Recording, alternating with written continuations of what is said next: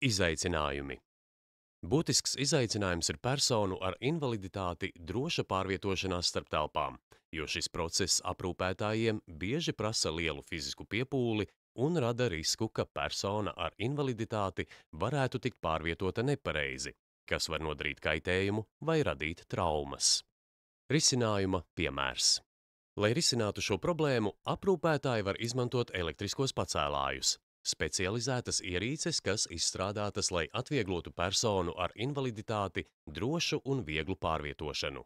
Šiem pacēlājiem ir strukturēta konstrukcija ar atbalsta korpusu, pacelšanas mehānismu un drošības jostām, kas nodrošina drošu un ērtu personas pārvietošanu, vienlaikus samazinot aprūpētāju fizisko slodzi un līdz minimumam samazinot traumu risku abām pusēm.